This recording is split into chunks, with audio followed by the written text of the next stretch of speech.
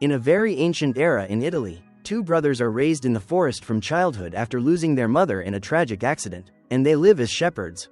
The younger brother Romulus is a man of faith who often sits alone and prays, while the older Remus is practical and works without complaint. One day, the rain suddenly stops and immediately a violent flood surges in, destroying everything around them. Remus grabs his brother's hand and runs at full speed, but both are swept away. Romulus clings to a tree branch, then lets go to rush after his brother, injuring his hand in the struggle. Completely exhausted, they are carried away by the water until they lose consciousness.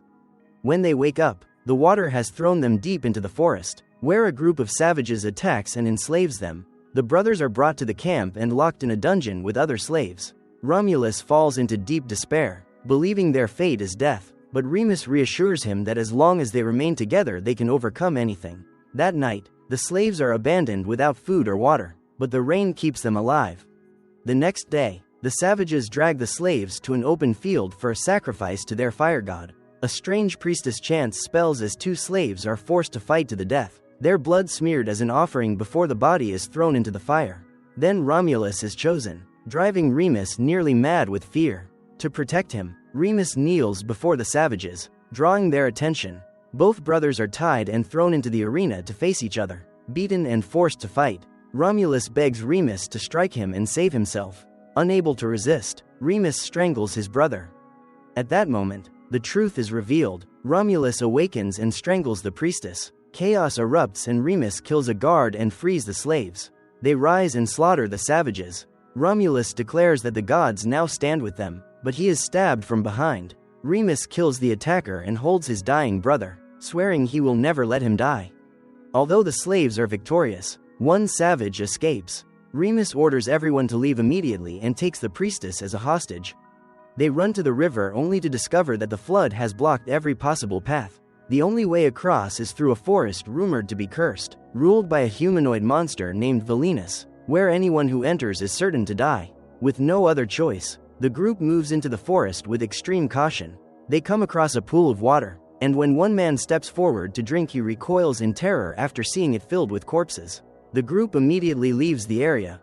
Suddenly, Romulus collapses from exhaustion and loses consciousness. Remus panics and tries to lift his brother. One man argues they must leave him behind, while another insists that without the two brothers none of them would have survived this long. In the end, Remus carries Romulus on his back through the night. During a stop, one terrified man slips away alone. The next morning, they find his body split in two and hung from a tree. Some believe Romulus is cursed and that anyone who travels with him will die, but no one dares tell Remus. They stop again, and Remus hears strange sounds in the darkness. He takes a burning stick and follows the noise until he sees his brother standing before him, only to realize it is a nightmare. He dreams of Romulus being killed and burned to ash, then jolts awake to find a slave strangling Romulus. Remus charges instantly and knocks the man down. The slave screams that Romulus is cursed and must be killed to appease the gods. Only one man agrees. Remus stands before his brother with a knife and warns that anyone who steps closer will die. The man advances anyway. Remus stabs him, is slashed across the face in return, then kills him in a frenzy before everyone's eyes. He glares at the others and threatens them, and they all drop their weapons and surrender.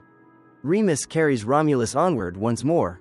During a rest, Romulus says he is hungry, and Remus leaves to search for food. He approaches the priestess without a weapon and asks her to protect Romulus until he returns. She calls him insane for hunting alone in the cursed forest, but Remus ignores her warning.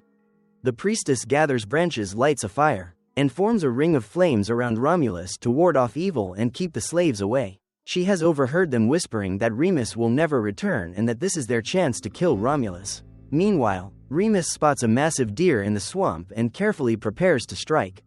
Back at the camp, a slave approaches Romulus to kill him, but the priestess blocks his path and warns that the gods will curse him if he crosses the sacred fire. When he ignores her, she continues chanting and he dies slowly before everyone's eyes. Over with Remus, he bursts forward like a tiger, brings the deer down and finishes it. When he returns carrying the kill, the slaves are stunned, having believed he would surely die. Now they understand that opposing him means death, and they rush forward begging to share the meat. Unaware of their earlier plan to kill his brother, Remus gives the deer's heart to Romulus, keeps a portion for himself, and allows the others to eat the rest. The two brothers eat together as Remus says it is the largest deer in the swamp.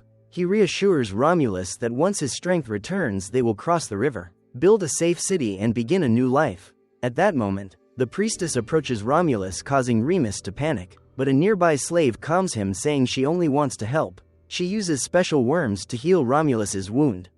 Someone notices the ground growing damp and the mist lifting, a sign that rain is coming. Remus gathers everyone and declares that the gods are guiding them, proving Romulus is not cursed, for otherwise they would all be dead already. He proclaims that it is time for them to become a people with ideals, no longer savage slaves. He claims the right to be their king, having saved their lives and brought them food, and commands them to follow him, fight through the forest, build a new city and live as true human beings. He warns that any betrayal will be met with death. Convinced that only Remus can lead them, everyone kneels and pledges loyalty. Soon after, in the rain they ambush the soldiers of Velinus. Remus erupts from the ground like a wild beast, brutally killing Velinus and his guard with a terrifying roar. His men charge in and massacre the remaining forces without mercy, each dying warrior taking an enemy with him. The priestess watches in horror as Remus slaughters like a monster, no longer resembling an ordinary man. In the end, Velinus is beheaded and Remus leads his warriors into the conquered village.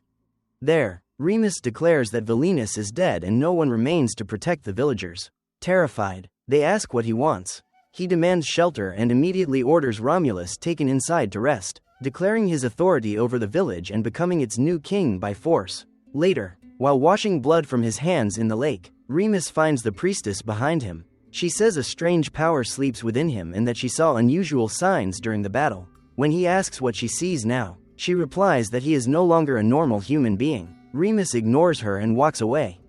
He sits beside his brother but hears ritual chanting. Stepping outside, he sees the villagers performing funeral rites for the fallen warriors.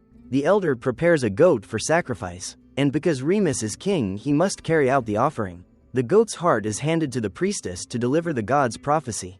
The village falls silent as the omen is revealed, especially Remus frozen in shock. The priestess declares that two brothers are bound together, yet only one is destined to be king. The other will walk the path of prophecy, trying to stop his brother from the fate written for him. But the one chosen by fire to rule will kill his own brother, and from that blood a great empire will rise, with countless armies bowing beneath his feet. Remus explodes with rage as he realizes the gods are demanding that he kill Romulus. One follower even urges him to obey the divine will. Remus is left frozen, knowing he could never do such a thing. Without a word, he turns and walks to Romulus's room. Romulus has already recovered and heard the prophecy, ready to sacrifice himself. He takes a knife, presses it to his throat and begs Remus to fulfill the will of the gods. Remus refuses, convinced the priestess is deceiving them out of revenge. Even as Romulus pleads, Remus declares that the gods have abandoned them and that he will defy fate itself if it threatens his brother's life. Consumed by fury, Remus grabs the priestess by the hair and drags her across the ground, openly declaring his rebellion against the gods. When the village elder tries to stop him, Remus snaps and slashes the old man's throat before the entire village. He drags the priestess into the forest despite her pleas. She insists she is the voice of the gods, but Remus believes she seeks vengeance. He ties her to a tree and declares he will never kill his brother, proclaiming himself their supreme god. She begs him to kill her instead, but he whispers that he hopes her god will protect her and walks away. As he leaves, he hears her murmuring what he believes is a curse, though she is praying for the gods to forgive him, knowing his chosen path will end in tragedy. Remus returns to find the villagers gathered around the elder's body. He drives them away, warning that anyone who defies him will die the same way. Romulus steps out, and Remus feels pride, believing his brother will accept him as king. Instead, Romulus is horrified by Remus's defiance of the prophecy. He warns it will doom them both and asks at least that the villagers be allowed to honor the fallen elder. Remus snaps and shoves Romulus to the ground, shouting that a king must never be questioned. He declares they have listened to the gods for too long and must now decide their own fate. When a soldier objects, Remus orders him to kneel and the man obeys in terror. He forces everyone to kneel before him. Romulus rises looking at his brother in anguish, hoping he will come to his senses, but Remus only grows more arrogant, openly challenging the gods. He takes a burning torch and orders the village burned.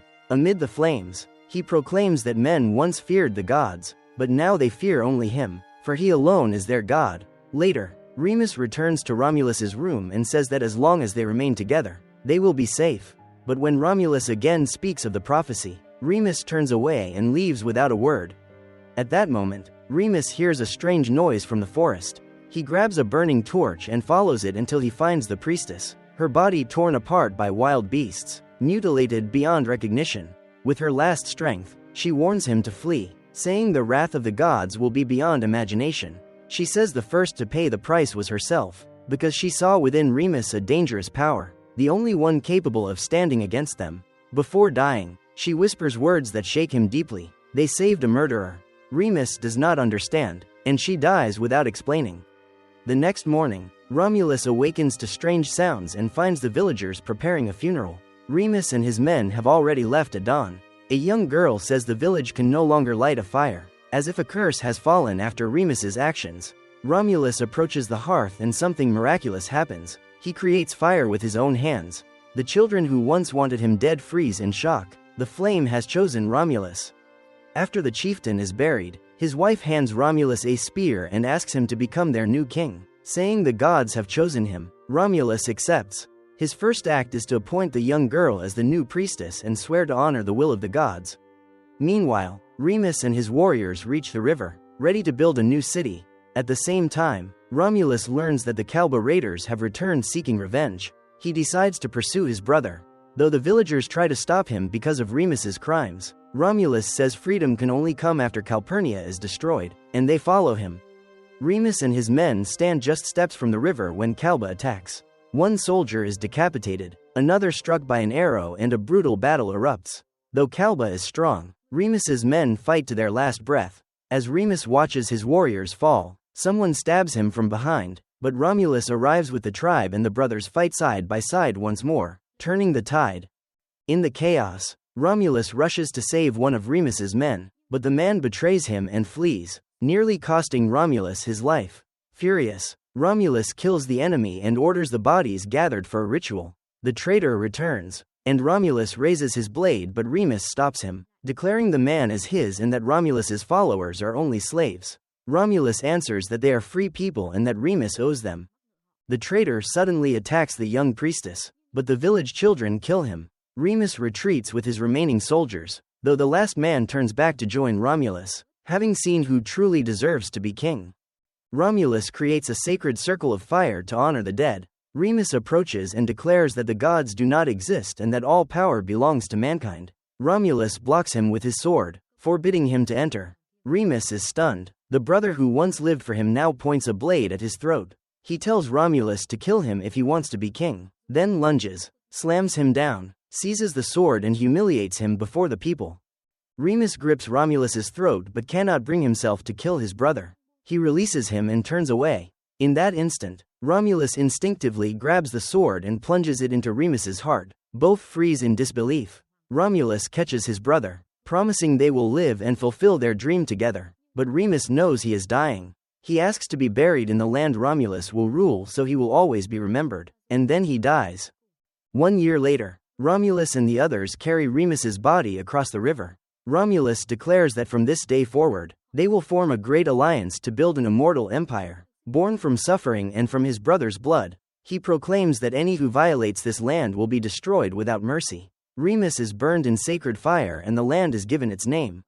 As Romulus builds the city, he expels tyrants, welcomes the poor, and teaches them to fight for their home. He does not seek power, only understanding of his destiny. Remus, unable to accept prophecy, became its enemy and its victim. The priestess is dead but the prophecy endures. The true king is not the one who rules, but the one who stands firm before fate. From the death of one brother, a great empire is born.